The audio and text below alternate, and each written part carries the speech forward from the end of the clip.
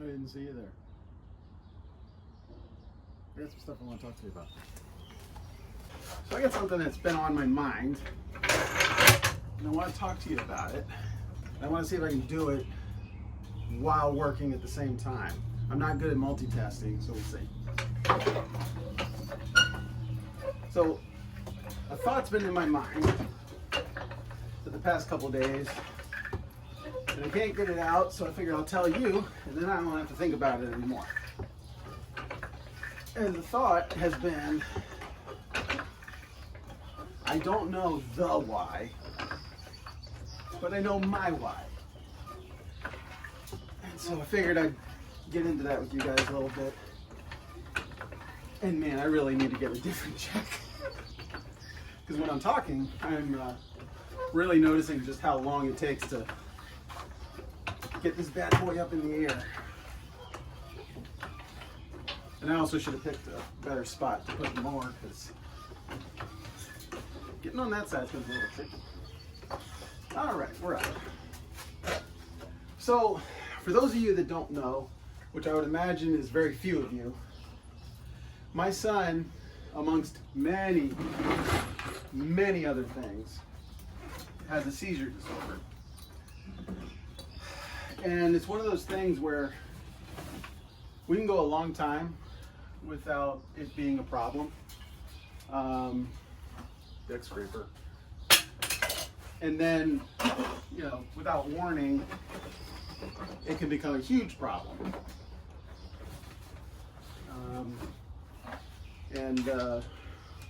Feels like the last couple of weeks has been one of those huge problem type deals. My son has had a lot of seizures recently. I think it's because he's got I think it's because he's going through a growth spurt. He's really stretching out.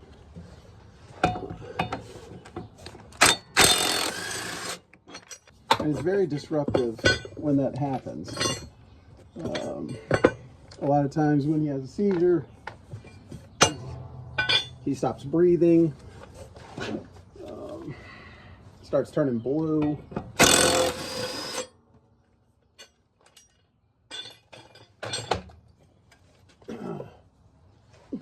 When the seizures aren't bad, they only last, you know, a couple minutes, like hopefully less than 15, a lot of times way longer. Especially if we have to give him the rescue medicine, his sleep schedule gets just beyond jacked up. Just beyond jacked up. And so then it takes, you know, days for him to get back on a sleep schedule, and that just means, you know, his parents don't sleep. So we've been going through a bunch of the seizures.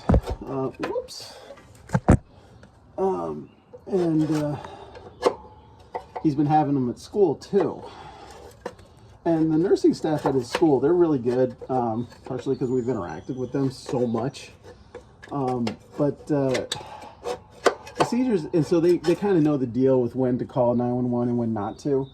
But his seizures have been so bad recently that he went 2 days in a row where they had to call the ambulance for him. And when that happens, you know, the school gets the call, and I mean, we get a call from, when that happens, we get a call from the school, and I drop everything, and I immediately start booking it towards the school.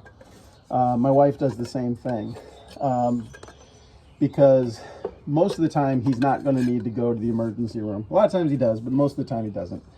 And we are able to judge that a lot better than the paramedics can. And then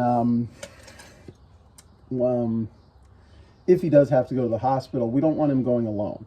He's never had to he's had to go to the hospital by himself once. There was one time where he had to be airlifted, and there wasn't enough space on the helicopter for us to ride with him, and that was hell. So that's happened a couple of times here recently, and you know, it's very just causes a lot of anxiety when it happens. Because then you're like, oh, is it going to happen again? And, you know, and then dealing with the doctors can be very frustrating. And, you know, it's just scary. Because, like, every time he has a seizure and stops breathing, you never know if that's going to be the one that just kind of takes him out, you know? And it's very weird to live life that way. You know? I mean, whenever we get a call from his school, which happens a lot, it's you know, it's scary. So that's been happening a lot recently, where, you know, I've been working and getting a call from the school, because it's also not just like a call, you know, like because they don't call the ambulance for the first seizure. The one day he had 4 seizures at school. So, you know, that's just that building anxiety. And I know you're going to have a lot of questions about, well, why didn't you go pick them up and stuff? And when you've been living life we've been living for as long as we've been living it, you have good partners, you know when he needs to come home, blah, blah, blah. Anyway, but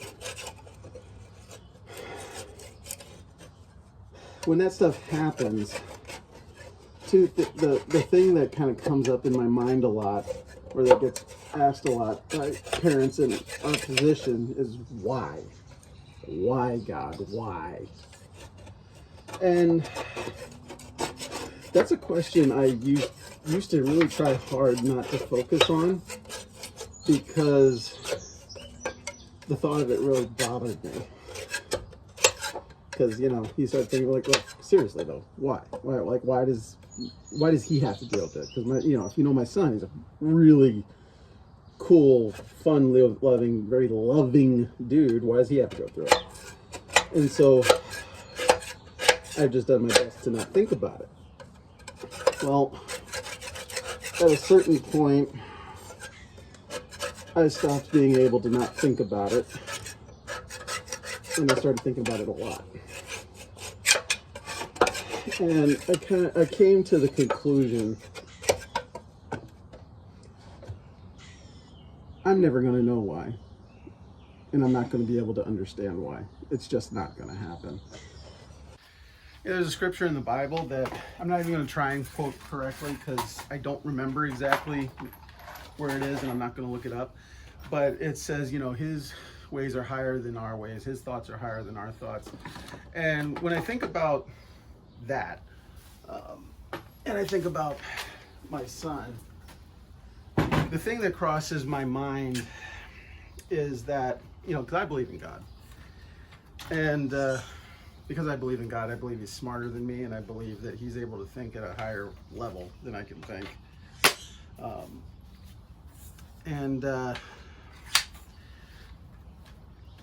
Conceptually, if that's the case, then if God can think at a higher level than I can, which I believe, then it's not too dissimilar. And I got to be honest, some of you are not going to like this, what I'm about to say. But it's not too dissimilar to when, like, you're trying to explain, like, I don't know, calculus to a child, or quantum computing to me. I've watched the YouTube videos. I don't understand it. I heard the words, I recognize the English, but I don't understand it. And I feel like God trying to explain to me why my son has to go through this would be like trying to explain quantum computing to a 4-year-old. It's just not going to happen. I don't think there is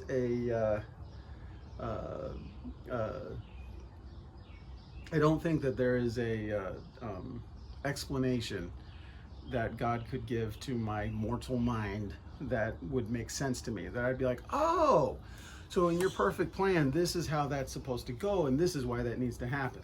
I can't imagine a scenario where God would be able to do that in a way that in a way that made sense to me. Not because he can't do it because he's God, but because my mortal mind, I just don't think can process it. And because that's the case, and because I do trust that God is real and has what's best for us in mind, I just choose to trust that he knows what he's doing and leave it there. I'm not going to understand, I think, any explanation for why my son goes through what he goes through. I don't think I'll accept it, and I don't think it'll make me happy. So let's not even go there. I trust you that you know what you're doing. Let's leave it there.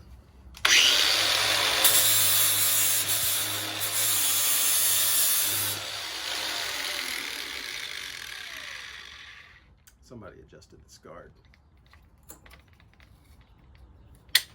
It was me. I don't know how Christians will feel about that. I mean, for all I know, I'm gonna get a message from my pastor after if he sees this video, because he does watch some of this stuff. Let's look at this guard. That's kind of how I feel.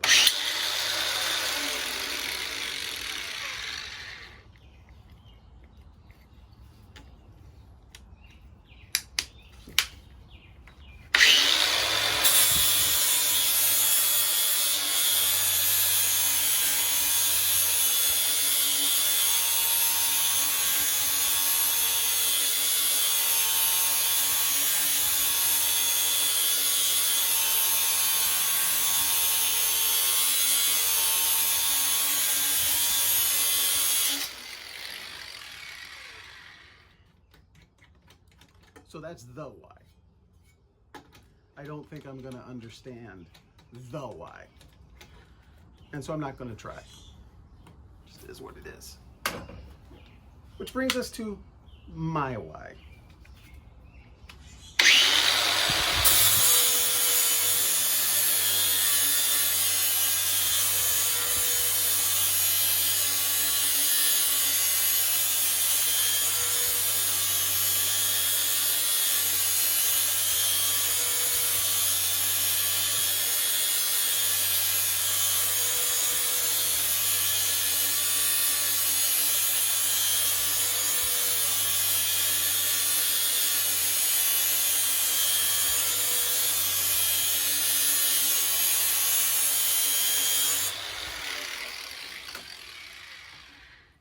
A lot of people don't know what they're living for, and I feel bad for those people.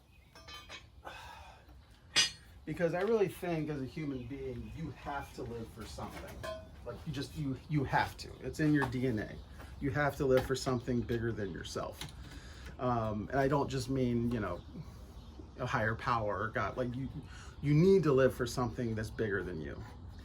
And so while I may not understand why my son goes through what he goes through, I understand my why for being here.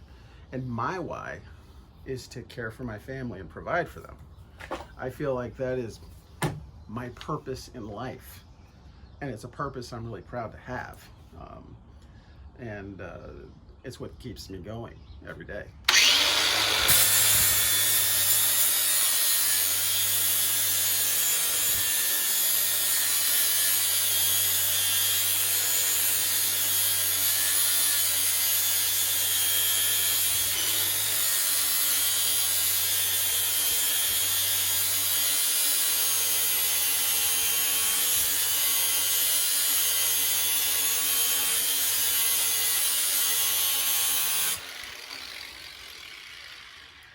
That's why I can work when I'm sick. I can work when I'm sad. I can tough it out when most people would quit. It's not me gassing myself up or saying that like I'm some great guy. It's just I know why I do what I do, and that is to provide for my family, to provide security and protection, and to be there for them, because they're going to need me for a long time.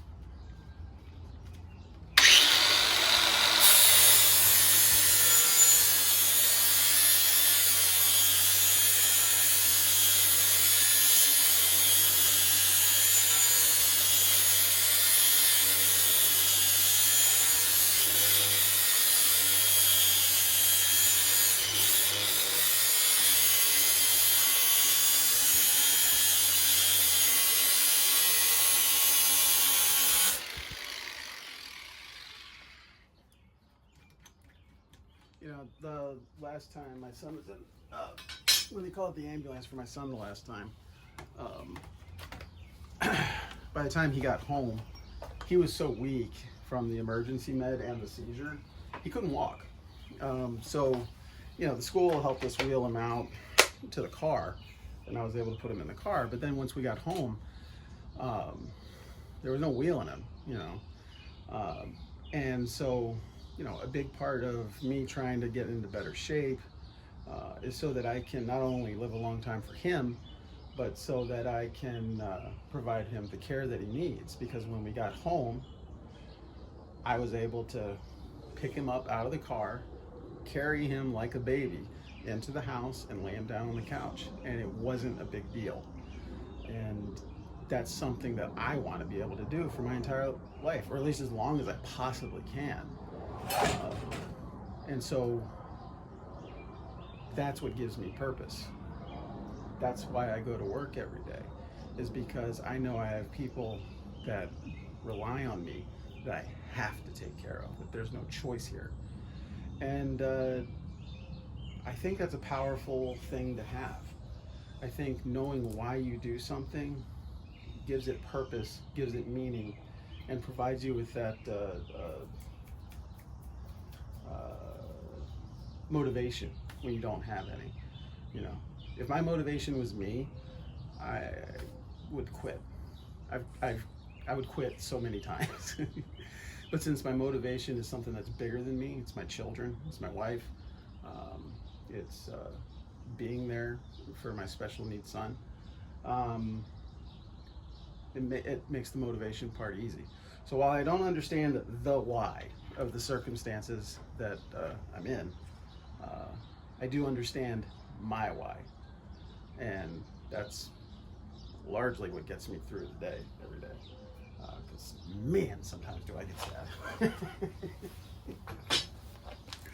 So, it is now out. The brain has been dumped onto you. Do with it what you'd like. I need to get the blades back on this machine and get to work. So have a good one.